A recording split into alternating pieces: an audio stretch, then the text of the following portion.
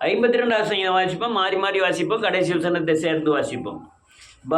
பலவானே, பொல்லாப்பில் ஏன் பெருமை பாராட்டுகிறாய்? தேவனுடைய கிருபை என்னாலும் உள்ளது.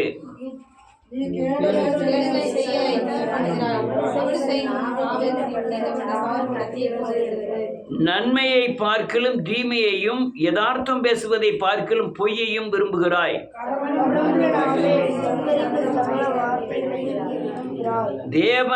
தேவன் உன்னை என்றென்றைக்கும் இராதபடி அழித்து போடுவார். அவர் உன்னை பிடித்து உன் வாசஸ்தலத்தில் இருந்து பிடுங்கி நீ ஜீவனுள்ளோர் தேசத்தில் இராதபடிக்கு உன்னை நிர்மூலமாக்குவார்.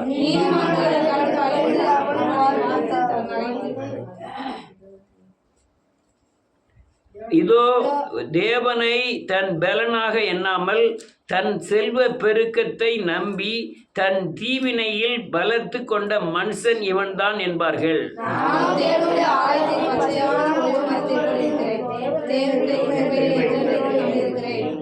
எல்லாரும் சேர்ந்து வாசிப்போம். நீரே இதை செய்வீர் என்று உம்மை என்றென்றைக்கு துதித்து உமது நாமத்திற்கு காத்திருக்கிறேன். உம்முடைய பரிசுத்தவான்களுக்கு முன்பாக நலமாய் இருக்கிறது. அல்லேலூயா. ரைட். இயேசுவின் நாமத்தினாலே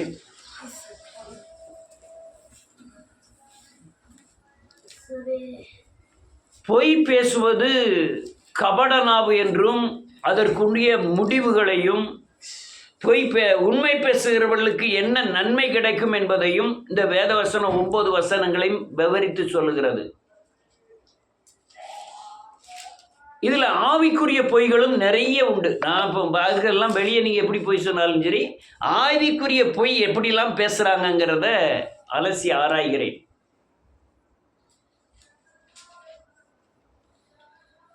என்னுடைய வேலை என்ன வேலைன்னா, சீர்படுத்துவது, உங்களை பரலோக ராஜ்யத்திற்கு நான் ஆயத்தமாக்குவது, உங்களை இயேசுவை போல மாற்றுவது. பரிதவிக்கலாம் கிடையாது. நீங்கள் அடிபட்டாலோ காயப்பட்டாலோ பரிதவிக்கிறதெல்லாம் கிடையாது. நீ தேவ சத்தியத்துக்குப்படி நடந்தீங்கன்னா நீங்கள் விடுதலை அடைவீர்கள், தேவனை சேவிப்பீர்கள். அது எனக்கு பலனாய் மாறும். என்னுடைய அடிச்சுவடுகள், நான் இயேசுவை பின்பற்றுகிறபடியே என்னுடைய அடிச்சுவடுகள் உங்களுக்கு பாடமாய் மாறும். நீங்கள் நீங்கள் நன்மை சோதர ஆண்டவரை சத்தியத்தை ஏற்றுக்கொள்ளாமல் நீங்கள் காயப்படும் போது நான் பரிதபிக்கிறதில்லை. ஆனால் நீங்கள் சத்தியத்தை ஏற்றுக்கொண்டு உருவாக்கப்படும் போது, நீங்கள் பலவீனப்படும் போது நான் பரிதபிக்கிறேன். சில காரியங்கள் என் வாழ்க்கையில் நான் திரும்பி பார்க்கும்போது முட்டாள்தனமான அநேக காரியங்களை ஆத்துமாக்களுக்காக செய்ததை நான் முட்டாள்தனமாக கருதுகிறேன். ஆத்துமாக்களுக்காக காயப்பட்டதையும் ஆத்துமாக்களுக்காக ஓடினதையும் பிரயாசப்பட்டதையும் முட்டாள்தனமாக கருதுகிறேன். சரி, எல்லாமே எனக்கு ஒரு பாடமாக தான் அமையும்.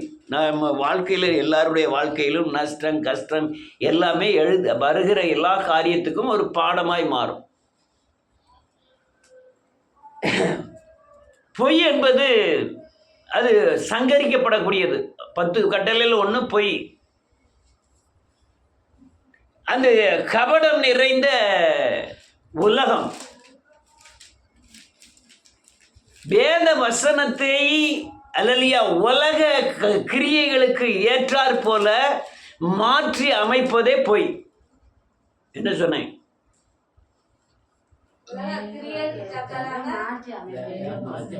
வேத வசனத்தை உலகத்தின் கிரியைகளுக்காக மாற்றி அமைக்கிறது என்று பொய். உலகத்தில் எத்தனை பொய்கள் இருக்கு. பக்தியின் வேஷம் பொய். வசனத்தை நடைமுறைப்படுத்திட்டேன்னா அதுக்குண்டான கிரியைகளை காமிக்கலன்னா அது பொய்.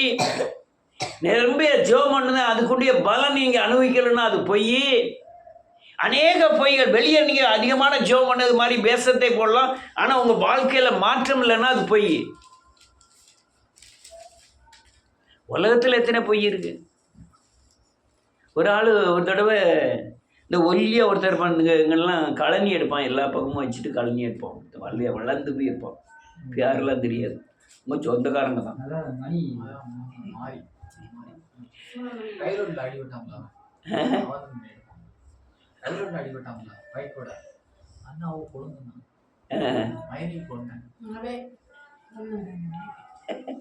யாரோ சொல்லிட்டாங்க அந்த ஒத்த கால் துண்டா போயிட்டுது அப்படின்ட்டாங்க. நான் நீங்கள் யார் அடிபட்டாலுமே கொஞ்சம் கொஞ்சம் மனஸ்தாப்படுறது உண்டு, கொஞ்சம் ஜபம் பண்ணது உண்டு. இப்போ யார் யார் கேன்சரில் மாட்டினாங்களோ அவங்களுக்கும் அநேகருக்கு உதவி செய்ய தேவன் கிருபை செய்தார். யாரோ எவ்வளமோ அவங்க இந்துவோ இதோ என்னன்னு தெரியாது. அல்லேலூயா. ஏன்னா நமக்குடைய தசம பாகத்தில் ஒரு பகுதியை அப்படிலாம் செலவழிக்கணும். அது என்னுடைய தேவனுடைய சட்டம். அப்போ தான் நம்ம எதிர்கால வாழ்க்கை பாதிக்காமல் இருக்கும். தேவன் தருகிற காரியங்களில் ஒரு பகுதி தேவனுக்காய் பயன்பட வேண்டும். ஒரு ஆள் வந்து சொல்லிச்சு கால் துண்டாக வேண்டுது அப்படின்ட்டாங்க. உடனே எனக்கு ஒரு சங்கடம் வந்துட்டு உடனே சர்ச்சில் போய் ஒரு ஜெபம் பண்ண, ஆண்டவரே ஐயோ பாவம் கடின உழைப்பாளி, காலையிலேருந்து சாயந்தரம் வரையும் அம்பாட்டில் இருந்து கழனி எல்லாம் அங்கே இருந்து இங்கே மார்த்தாண்டவர்கள்லாம் ரொம்ப இடத்துல கேன் வச்சுருக்காப்புல, பெரிய கேன் வச்சு அடிக்காக்கல மாட்டுக்கு. மறுநாள் பகன் நீட்டாக ஜம்முன்னு வண்டியில் பைக்கில் வெண்ணுன்னு போகிறாங்கள. நான் அந்த சொன்ன ஆளை குறித்து பயங்கரமான வருத்தப்பட்டேன். என்ன அது இன்னைக்கு வரைக்கும் மறக்க மாட்டேங்குது. அல்லேலூயா. பொய். பஸ்ஸு ஆக்சிடெண்ட் ஆகிருக்கும், 2 பேர் இறந்துருப்பாங்க. உங்க வந்து சொல்லுவாங்க 12 பேர் அடிபட்டு காயப்பட்டு இறந்துட்டாங்க அப்படின்பாங்க. இப்போலாம் செல்லு இருக்குது, எல்லாமே டக்குன்னு செல்லில் வந்துடும். அல்லேலூயா. எல்லாம் பொய். பொய்க்கு என்ன எழுதியிருக்கு பாருங்க. நான் வெறுவரன் வாசிக்கணும், 1லேருந்து வாசிக்கலாம் 4 வசனங்களை. ஏன் பெருமை பாராட்டுகிறாய்? தேவனுடைய கிருபை என்னாலும் உள்ளது. நீ கேடுகளை செய்ய எத்தனை பண்ணுகிறாய்? அவடு செய்யும் நாவு தீட்டப்பட்ட சவரன் கத்தியை போல உன்னிடத்தில் இருக்கிறது. நன்மை செய்வதை பார்க்கிலும் தீமையும் ஆமென் யதார்த்தம் பேசுகிறதை பார்க்கிலும் பொய்யை விரும்புகிறாய். கவடமுள்ள நாவே சங்கரிக்கும் வார்த்தைகளையும் நீ விரும்புகிறாய். சங்கரிக்கப்படுகிற எல்லா வார்த்தையும் விரும்புகிறாய். பொய் சொல்லுமே யார் நஷ்டப்பட்டாலும் கவலைப்பட மாட்டான். அல்லேலூயா. யார் நஷ்டப்பட்டாலும் யார் கஷ்டப்பட்டாலும். ஏன்னா அநேகருடைய வாழ்க்கையில் பார்த்துருக்கேன், இந்த களவங்களெல்லாம் பார்த்துருக்கேன். எங்கன போனாலும் களவங்கிற புத்தி ஓடிக்கிட்டே இருக்கும். நான் இந்த இளநியெல்லாம் கலந்துட்டு இருக்கும்போது ஏதாவது ஊருக்கு போனோம்னா 4 பேர் பேசிக்கிட்டு இருந்தாலும் கண்ணு தென்னை மரத்துக்கு போகும். தென்னை மரத்தில் இருக்கிற இளநீ அது இளநியா தேங்காயாங்கிற எண்ணம் மனசுக்குள்ளே ஓடிக்கிட்டு இருக்கும். கலையம் கட்டியிருந்தாங்கன்னா பனையில் கனையம் கட்டியிருந்தாங்க, ஓ இது ஊருக்கு வெளியே இருக்கா உள்ளே இருக்கா, ராத்திரி வந்தால் ஏறலாமா ஏறக்கூடாதா, இதில் பயணி போட்டிருக்கானா கல் போட்டிருக்கானா அப்படிங்கிற எண்ணம் உள்ளே ஓடிக்கிட்டே இருக்கும். அது அந்த களவாணி புத்தி. அதுக்கு அப்படியே ஓடும், அதுக்கு மனசுக்குள்ள அப்படியே ஓடும். சரி அது எல்லாமே அதே தான் வேலை. நைட்டு 10 மணிக்கு அப்புறம் பார்த்தா எங்கன போய் இளநீ வெட்டலாம், எங்கன போய் நுங்கு வெட்டலாம், மாங்காய் இறக்கலாம் வைக்கலாம்னு ஒரே எண்ணம் தான். ராத்திரி ஒரு 9 மணி இருக்கும், போய் மாங்காய் மரத்தில் போய் ஏறி ஆளுக்கு ஒரு இந்த குட்டிச்சாக்கு அரைச்சாக்கு பறிச்சாச்சு மாங்காயை. அன்னைக்கு நல்ல பௌர்ணமி, அந்த மரத்துக்காரர் வந்துட்டாரு. நாங்கள் மேலே இருக்கிறோம் 2 பேர். ஏழு அப்படின்னாரு கீழே நின்றுக்கிட்டு. என்னடா சேப்பா குட்டியப்பா அப்படின்னா கூட இருந்தேன். மாங்காய் தான் கையில் நிறைய இருக்கு, சாக்கு நிறைய, எரியில் விட்டு அப்படின்ட்டா 2-3 எரி மாங்காய் வச்சு எரிஞ்சோம். ஓட்டார் ஒரே ஓட்டம். அல்லேலூயா. பொய் பேசுகிறவன் எங்கே போனாலும் அவன் கபட நாவு, அவன் நாக்கு தீட்டப்பட்ட சவரங்கத்தி. அநேகர் அல்லலையா. இது உலகத்திற்குரிய பொய் போல ஆவிக்குரிய பொய்ன்னு பிரிக்க முடியும். பிசாசு வந்து சொல்றான், முதல் பொய்யே பிசாசு ஏவாளை வஞ்சித்த காரியம். ஆண்டவர் சொன்னார் இந்த பழத்தை சாப்பிட்டா நீ சாவாய். இவன் சொன்னா நீ சாவதில்லை. இது பெரிய பொய். ஆனால் இவன் பார்க்கும்போது முதல்ல பழம் எல்லா பழமும் ஒன்று போல இருந்தது. இவன் சாவதில்லைன்னு சொன்னோன்னே இவன் இஷ்டப்பட்டு மனசில் ஈச்சித்து பார்க்கும்போது அது விசேஷமாக தெரியுது. பார்வைக்கு இன்பமாய் காணப்பட்டது அந்த கனி. அந்த கனியை எடுத்து புசிச்சா சாகலை. ஆதாம் எத்தனை வருஷம் இருந்தான் தெரியுமா? 930 வருஷங்கள் உயிரோடு இருந்தான். ஆண்டவர் சொன்னார் சாவார்னு, ஏன் சாவல? அது வந்து சரீரத்தில் சொல்லல, ஆத்மா சாகல. அந்த ஆழத்துல இருள் இருந்தது, தேவன் வெளிச்சம் உண்டாக்குறது, வெளிச்சம் உண்டாது. அதுக்கு அப்புறம் ஏன் சூரியனை படைக்காரு?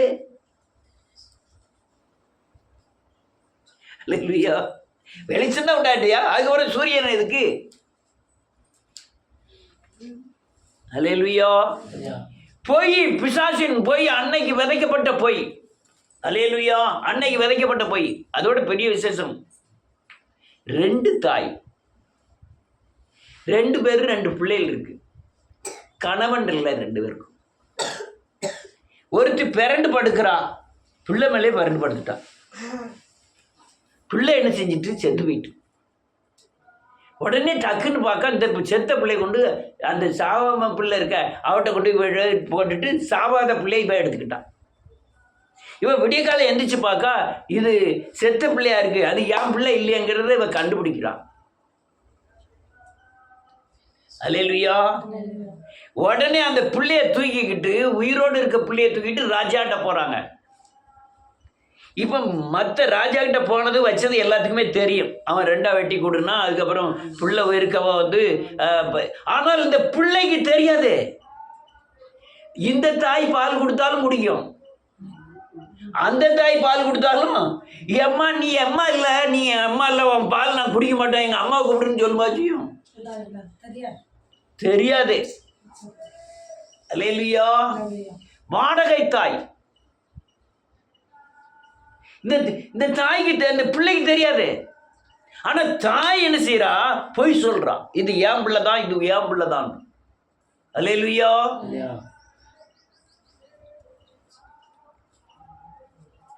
அதே போல நீங்க யார் பிள்ளை? பொய் சொல்லக்கூடாது. அவன் பால் கொடுத்தாலும் குடிக்கும்,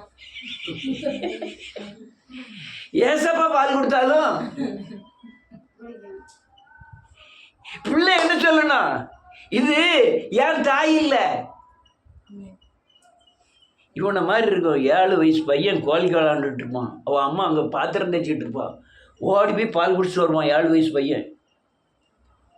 எப்போ? இப்போ நான் சொல்லலை, அப்போ. அந்த காலத்துல நானே 5 வயசு முடிய. இப்போ அந்த 5 வயசு பையனுக்கு இந்த அம்மா யாருன்னு தெரியுமா தெரியாதா? சரி போட்டோம், 15 வருஷம் சர்ச்சுக்கு வரோம், நமக்கு இதுதான் வழிமுறை, இதுதான் வழிமுறை இல்லைன்னு தெரியுமா தெரியாதா? நம்ம யார் பால் கொடுத்தாலும், பாலுன்னு யாராவது கள்ளியே கொடுத்துட போகிறாங்க, கள்ளிப்பாலை.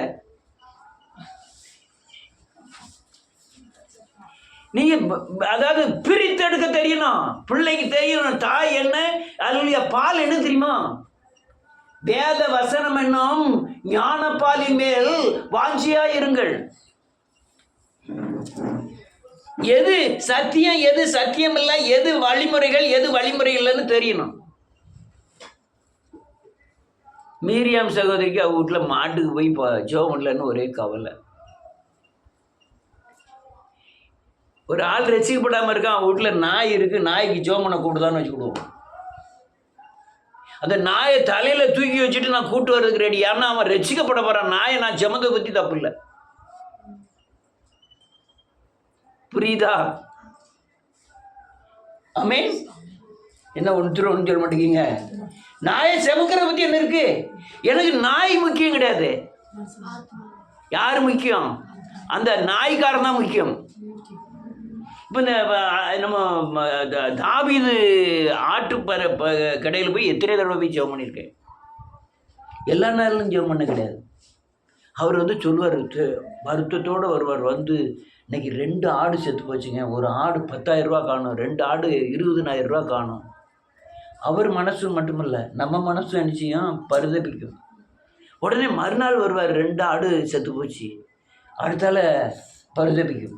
அவர் பட்ட அந்த கடையில் போய் ஜெபம் பண்ணணுமா வேண்டாமா? ஆனால் மற்றபடி மாடு வாங்கியிருக்காங்கிறதுலாம் உங்கள் வீட்டில் ஜெப கூட்டம் நடக்கும்போது ஜெபம் பண்ணிவிட்டு மாடு, ஆடு, நாய், கோழிக்கெல்லாம் என்ன செய்யலாம்? ஜெபம் புரிஞ்சுக்கணும். அல்லேலூயா. அதெல்லாம் புரிஞ்சுக்கணும்.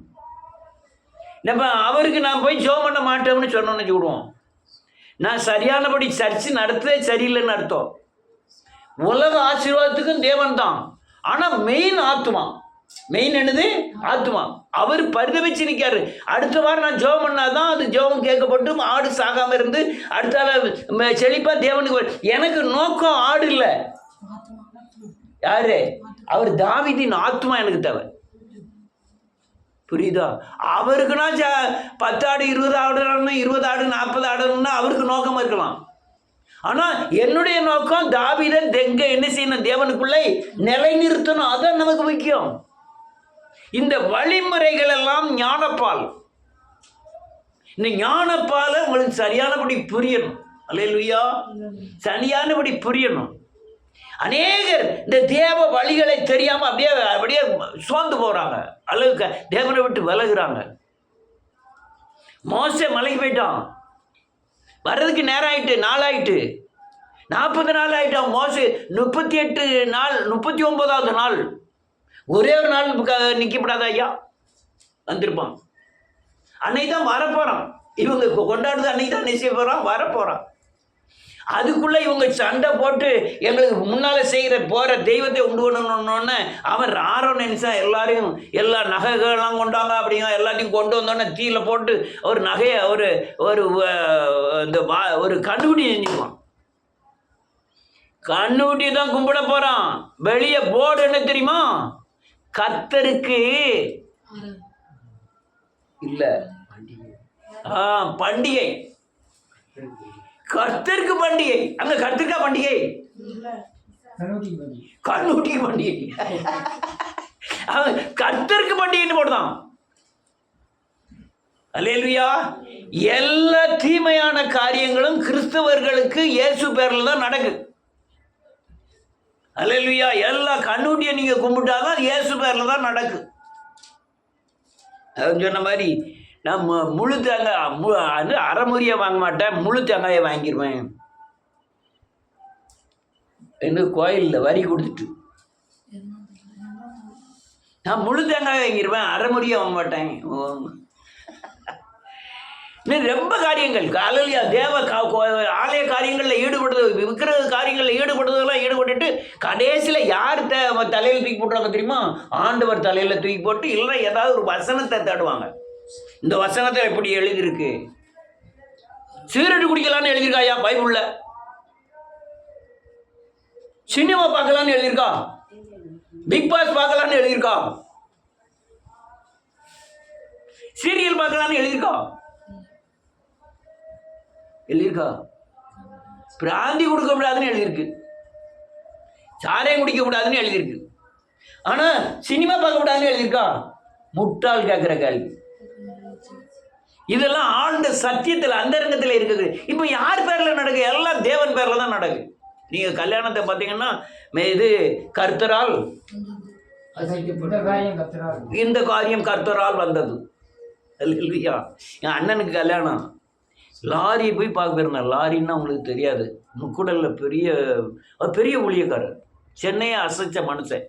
சென்னையில் ஒரு மீட்டிங் போகிறாருன்னா போட போதுக்கு 10 நாளைக்கு முந்தைய அங்கே உள்ள எல்லா பேயும் வந்து அந்த இடத்துல வந்து ஆடிக்கிட்டு இருக்கோம். என்னையா ஆடுதுன்னு கேட்டால் லாரி வந்து பிரசங்கம் பண்ண போகிறாரு 10 நாள் கழிச்சுன்னு பேய் ஆடுதவன் சொல்லுவான். அந்த இது அசைச்ச சென்னையை அசைச்ச மனுஷன். அவர்கிட்ட கொண்டு போய் கொடுத்தேன். மேலே எழுதியிருந்தது எங்கள் அண்ணன் கல்யாணத்துக்கு கலையத்தில் மேலே, அன்பும் மரணம் உடைத்தாயின் இல்வாழ்க்கை பண்பும் பயனும் அதுன்னு எழுதியிருந்தது. அவர் உடனே வாட்ச் பார்த்துட்டு சொன்னார், அன்பையும் அறனையும் உடைச்சிட்டா இல்வாழ்க்கை நல்லா இருந்துருமான்னு ஆண்டு காண்டாரு. உடனே ஐயா தலையில் கை வச்சு ஜோம் பண்ணுங்க அப்படின்னு கை வச்சு ஜோம் பண்ணியாச்சு. வீட்டுக்கு வந்துட்டு அவர் 2 பேர், அவங்க மாவனை 2 பேரும் அனுப்பிட்டார் எங்கள் வீட்டுக்கு கல்யாணத்தன்னைக்கு. ஏன் அண்ணன் நீ வேலைக்காரனா உள்ள வராத வெளியே போ அப்படின்ட்டான். இல்லையா? அதெல்லாம் ஞானம் இல்லாமல் செஞ்சது. அவனுக்கு காகிதத்துக்கு அவன்கிட்ட கேட்டுட்டு போகணுமா வேண்டுமான்னு கேட்டுட்டு போயிருக்கணும். ஜபசிங் கல்யாணத்தில் அவங்க தாலி கட்டு நேரத்தில் அவர் தாலி எடுத்து கொடுக்க மாட்டேன்றாரு. ஆனால் அவர் தாலி கட்டாத உபதேசத்திலேருந்து வந்திருக்கிறாரு. நான் அதான் அவர் சவலப்பாடிட்ட சொல்லணும்னு நினச்சேன். அல்லையா நீ கல்யாணம் முடிக்கணும்னா அப்படி முடிக்கவர் ஐயா தாலி கட்ட போறீங்களா? இல்லையா தாலி கட்டினா நான் வரலன்னு சொல்லியிருக்கணும்.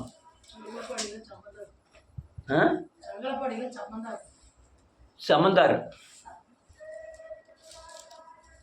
தாலி கட்ட மாட்டேயா நான் வரல அப்படின்னு சொல்லிக்கணும். என்ன இல்லைன்னா 2 பேருமே பொண்ணும் மாப்பிள்ளையும் ஒரே சபை உபதேசமா இருக்கணும். நான் தாலி கட்டக்கூடிய உபதேசத்துல இருக்கிறேன். அப்போ தாலி அவுத்தவங்கெல்லாம் தாலியை கட்டாம இருக்காங்க, நகையெல்லாம் போடாம. அவங்க சபையிலேயே அவங்க சர்ச்சைக்கு வர வேண்டாம்னு சொல்லிடலாம்ல. எல்லாம் பொய், எல்லாம் பொய். பெரிய பெரிய பாஸ்டர் பிள்ளைகள் எல்லாம் முதல்ல நகையெல்லாம் பூரா கழட்டி வேண்டியது. அவங்க அல்லையா வளர்ந்து அவங்க தேவனை அறிந்து தன் இஷ்டப்படி நகையை வெறுக்கிறேன்னு சொல்லி வெறுக்கணும். பிறக்கும் போதே காது குத்தாம இருக்க பிரச்சனை இல்லை. ஆனால் நகை போடக்கூடாதுன்னு இவங்க கண்டிப்பு பண்ணோடனே குறிப்பிட்ட வயசு வந்தோடனே அதே தன்னால கம்மல்லாம் எடுத்து மாட்டிக்கிடுது. அல்லேலூயா. பொய், மாயையும் மனசுக்கு சஞ்சலமான காரியம் எல்லா அட்டுழியங்கள் பூராமே தேவனுடைய நாமத்தில் தான் நடக்கு. அல்லேலூயா. இன்னொரு காரியம் நடக்கும். யாரு? ஆகாப் ராஜா. அவன் வீட்டுக்கு பின்னால ஒரு வீடு இருக்கு. அவன் பேர் நாபால். அவன் நல்ல தோட்டங்கள் வச்சிருக்கான். நான் இதை மாதிரி தோட்டங்கள் காய்கறிலாம் போட்டிருக்கான். ராஜா என்ன நினைக்க, அந்த இடத்த நமக்கு தந்தோம்னா நம்ம சேர்த்து நம்ம வீட்டை பெருசாக கட்டிக்கலாமா வச்சுக்கலாம்னு இந்த இடத்து மேலே இஷ்டம் வந்துட்டு ராஜா கூப்பிட்டு கேட்காங்க, அங்கே வாப்பா நாபால், உனக்கு இந்த இடத்துக்கு பதில் வேற இடம் தாரேன், அதனால இந்த இடத்த எனக்கு தந்துடு அப்படிங்க. உடனே அவன் சொல்லலாம், நான் மற்ற இடம்னா கொடுத்துருவேன், எங்கள் தாத்தா வச்சுருந்தாரு, எங்கள் அப்பா வச்சுருந்தாரு, இப்போ நான் வச்சுருக்கேன், இது பரம்பரைகளாக வர்றதுனால நான் கொடுக்க மாட்டேன் அப்படின்ட்டான். இந்த ராஜா அவன் கொடுக்கலன்னொன்னே வீட்டில் போய் சாப்பிடாம 2 நாள் படுத்துட்டான். வீட்டம்மா வந்து கேட்கா, ராணி வந்து கேட்குறா, யோசேபேல், ஏம்மா ஐயா ஏன் இப்படி படுத்திருக்கீங்க? என் வீட்டுக்கு பின்னால் இருக்கிற நாபால் பார்த்தா நான் ராஜாவா இருக்க அந்த இடத்தையே தரமாட்டாங்க, இவ்வளோதானா நான் வாங்கி தரேன்னு சொல்லிட்டு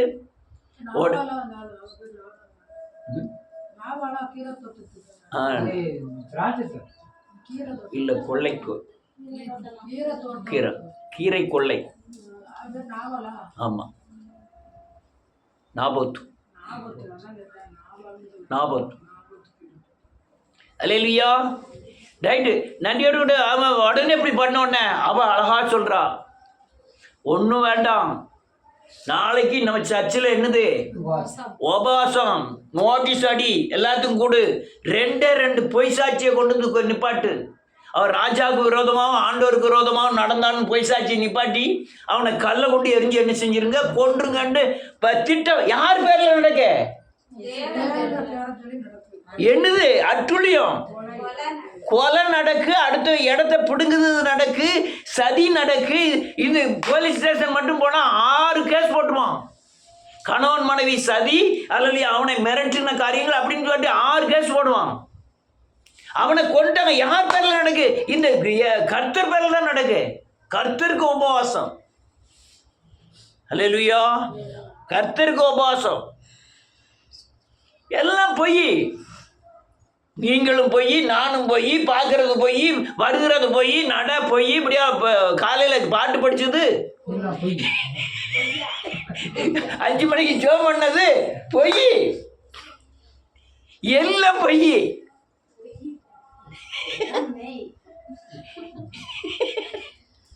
பொய்யா இல்லையா? பொய் இல்லைன்னா நிரூபணத்தை காமிங்க ஐயா, நிரூபணத்தை காமிங்க, ஒப்புதலை காமிங்க. அல்லேலூயா. பொய் பொய் பொய். நிரூபணத்தை எப்படி காமிப்பீங்கன்னா, நீங்க சத்தியத்தை நீங்க சொல்லணும். யாருக்கு சொல்லணும்? உன் பிள்ளைகளுக்கு சொல்லணும். அப்படிதானே எழுதியிருக்கு. உன் பிள்ளைகளுக்கு சொல்லு, உன் பிள்ளைகளெல்லாம் உட்கார வச்சு இந்த சத்தியம் இப்படி இப்படி இருக்குன்னு உன் பிள்ளைகளுக்கும் உன் பிள்ளைகளுக்கும் இந்த சத்தியங்கள்லாம் சொல்லுன்னு எழுதியிருக்கு. யார் சொல்றா? இது 2 விருந்துக்கு வந்திருக்கு. நல்ல பாட்டு படிக்கி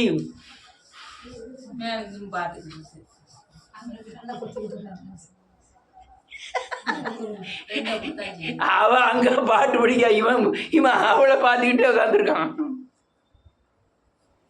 பொய்.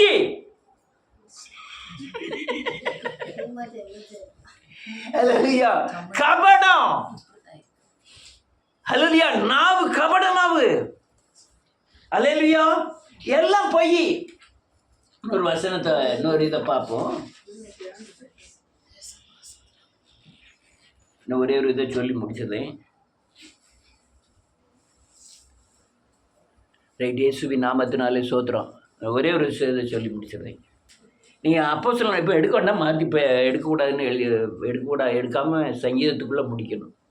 சில காரியங்கள் எப்போ மாதிரி எடுக்கணும்னா எடுத்துக்கலாம் டக்குன்னு. இது அப்போஸ்தலர் நடவடிக்கைகளில் வரக்கூடிய ஒரு காரியம். சீசர்கள் பூரா என்ன செய்கிறாங்க, தனக்கு உரியதை எல்லாம் விற்று சீசர் பாதத்தில், அல்லையா, விசுவாசிகள் பூரா விற்று சீசர் பாதத்தில் உண்டு வச்சிடுறாங்க. அடுத்த வாரம் அப்படி செஞ்சுருங்க, எல்லாத்தையும் ஒழுங்கு வச்சு. அல்லையா, அவங்க என்ன செய்யனா இருக்கவங்க எல்லாத்துக்கும் பிரித்து கொடுத்துடுவோம். அல்லேலூயா. இது 4வது அதிகாரம் வரும். அப்போஸ்தலர் நடவடிக்கைகள் புத்தகம் 4வது அதிகாரம் கடைசி பக்கத்தில் வரும். எல்லாத்தையும் பிரித்து கொடுத்துட்டோம். ஒருவருக்கும் ஒன்றும் குறைவு இருந்ததில்லை. அல்லேலூயா. இதுல அனனியா சபிரால்னு ஒருத்தி, புருஷனும் பொண்டாட்டியும் ரெண்டு பேரும் சேர்ந்து பேசாங்க. நம்ம 2 பேரும் ஒரு நிலத்தை விற்று பாதிய தேவனுக்கு கொடுத்துருவோம் அப்படின்னு பேசுறாங்க. எவ்வளவு யோசிச்சு பாருங்க. 10 லட்சம்னா 5 லட்சத்துல கொடுத்துருவோம். அதான் நீங்க யோசிச்சு பாருங்கன்னு. பொய். பாதி யார் கொடுப்பா? இப்ப யாருமே கொடுக்கக்கூடிய ஆட்கள் இல்லை. நான் கொடுத்தேன், மார்கட்டி சொல்வேன், நான் கொடுத்தேன் எல்லாத்தையும், பாதி இல்லை எல்லாத்தையும். அல்லேலூயா. இவன் பாதியை கொடுக்கணும்னு அனனியாலும் சப்ரனும் புருஷனும் பொண்டாட்டியும் அல்லேலூயா தேவனிடத்துல அல்லேலூயா பொருத்தனை பண்ணிட்டு 2 பேரும் பேசிட்டு நிலத்தை வித்துட்டு பார்க்காங்க.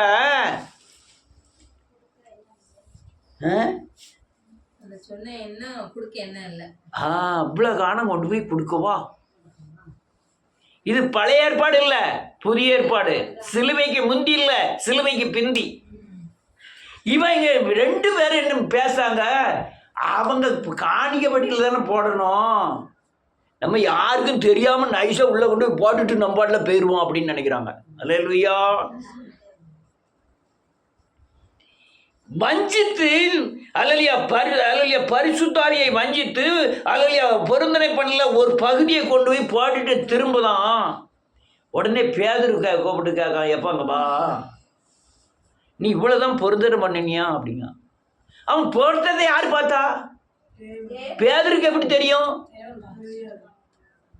அவனுக்கு வெளிப்பாடு வந்துட்டு, நீ பரிசுத்தாவிக்கு விரோதமா போய் சொல்ற. பொருந்தனை பண்ணி நீ அதை செலுத்தல்னா அது கண்ணியை வருவிக்கும். ஆனா பொருந்தனை பண்ணதை விட பண்ணாமல் இருப்பது நல்லது. ஆனால் நீ ஆபத்து காலத்துல என்ன செய்யணுமா? பொருத்தனை பண்ணி அவரை நோக்கி என்ன செய்யணுமா? கூப்பிடணும். இவன் இவ்வளவு இது நடக்க அவன் அல்லேலூயா பேதர் கண்டுபிடிச்சிட்டான், யாருமே கண்டுபிடிக்கல. இயேசுநாதர் எப்படி 2 பைசா போட்டதை கண்டுபிடிச்சாரோ அதே காரியத்தை பேதர் கண்டுபிடிச்சிட்டான். நான் ஒரு நாள் சொன்னேன், 2 500 ரூபா கிடக்கும், ஒரு 5 6 20 ரூபா கிடக்கும், 2 200 ரூபா கிடக்கும், 5 100 ரூபா கிடக்கும். எல்லாம் கணக்கு பாருங்க. ஒரு 10 ரூபா 10 ரூபாய் ஒரு 3 10 ரூபா கிடக்கும். அந்த 20 ரூபாயில் ஒரு டிக்கெட் வேற உள்ள இருக்கும், பஸ் டிக்கெட்டு. அல்லேலூயா. 2 காயின் கிடக்கும். ரைட். அல்லேலூயா. இப்போ 500 ரூபாய் இல்லை, நம்ம சொல்லக்கூடாது. 500 யார் போட்டு 2 500 ரூபா கரெக்டாக ஒவ்வொரு வாரம் கிடக்கும். அங்கே தொட்டு இங்கே தொட்டு நம்மளை தொட்டுதாங்கன்னு நினைக்கிறேன். சரி, அதை விடுங்க. அல்லேலூயா. யார் பார்க்கா? பேதுரு பார்த்துட்டான், கண்டுபிடிச்சிருக்காங்க. பரிசுத்த ஆவியானவருக்கு பொய் சொல்லும்படியாய் சாத்தான் உன் இருதயத்தை நிரப்பினது என்ன? உன் இருதயத்தை சாத்தான் நிரப்பினது என்ன அப்படின்னு கேட்கும். இது என்ன பொய்? ஆவிக்குரிய பொய்யா எதோ பொய்? சொன்ன மறு நிமிஷத்துல அந்த சர்ச்சி வாசல்ல செத்து விழுந்துட்டான். யாரு? அனனியா. உடனே கூப்பிட்டு சொல்றான், சீசரில் 4 பேர் தூக்கி கொண்டு போய் அடக்கம் பண்ணுங்க. அடக்கம் பண்ண தூக்கிட்டு போன பிறகு பொண்டாட்டி புருஷன் செத்ததே தெரியாம உள்ள வரான்.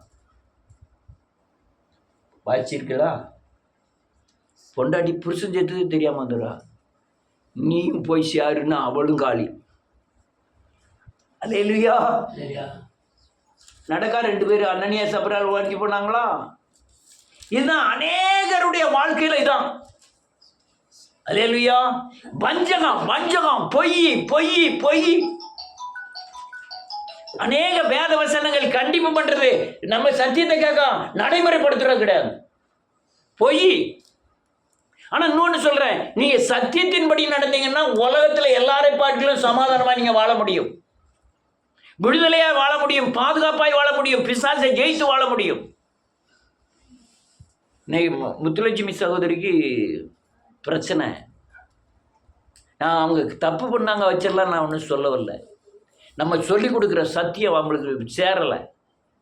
இங்கே போதிக்கப்பட்ட சத்தியம் அவங்களுக்கு போதிக்கப்படல. 10 வருஷம் சர்ச்சைக்கு போயிருக்காங்க. கொள்ளை நோய் இவங்களை அண்டுவதில்லைன்னு வேதத்தில் இருக்குது. அவங்க 10 வருஷம் போயிருக்காங்க. சாபம்னா என்னன்னே தெரியாமல் இருந்திருக்காங்க. ஆனால் நமக்கு சாபத்தை பற்றி போதிக்கப்பட்டிருக்கு, பாவத்தை பற்றி போதிக்கப்பட்டிருக்கு. ஆனால் தெரிந்து துணிந்து நான் என்ன செய்கிறேன்? அதற்கு ரிசல்ட் என்ன தெரியுமா? அல்லேலூயா. சும்மா மீறிடலாம் சத்தியத்தை. மீறினா என்ன நடக்கும் தெரியுமா? பாதுகாப்பற்ற வாழ்க்கையா மாறிடும். எது பாதுகாப்பு? இயேசுவின் பாவத்தை அறிக்கை செய்து இயேசுவின் வசனத்தை கைக்கொண்டு இயேசுவின் சாயலை நான் தரித்து கொண்டிருக்கும் போதுதான் சாபத்திலிருந்து விடுதலையாகி பேய் என்னை தொடாதபடி ஒரு வாழ்க்கை, விடுதலையான வாழ்க்கை வாழ முடியும்.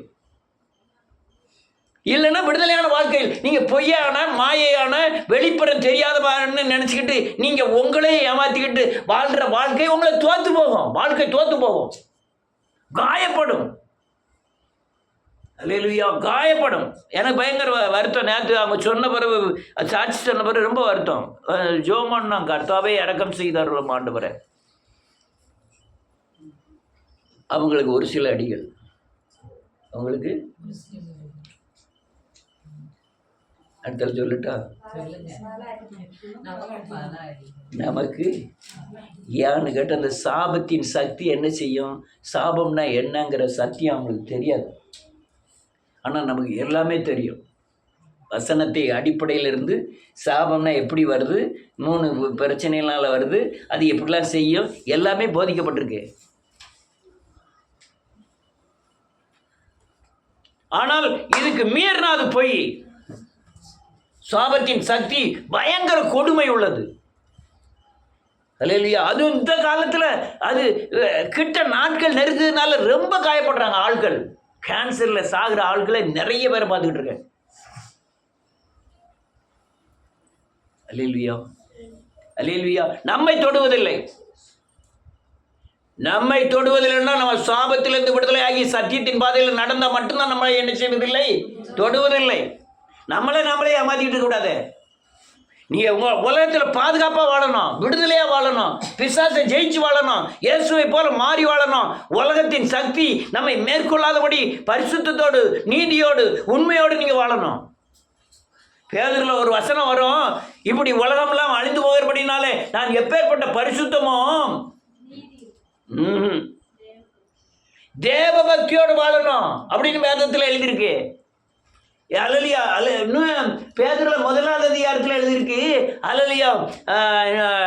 இச்சையினால் உண்டாகிற கேட்டுக்கு தப்பி அல்லேலூயா தப்பும்படியா யாராவது வாசிக்கலாமே.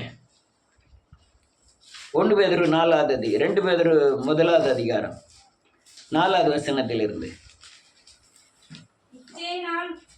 இச்சையினால் உலகத்தில் உண்டான கேட்டுக்கு தப்பி திவ்ய சுபாவத்துக்கு பங்குள்ளவர்களாகும் திவ்ய சுபாவத்துக்கு பங்குள்ளவர்களாகும்படி மகா மேன்மையும் அருமையான வாக்குத்தத்தங்களும் ஆமென் அவைகளினாலே நமக்கு அளிக்கப்பட்டிருக்கிறது.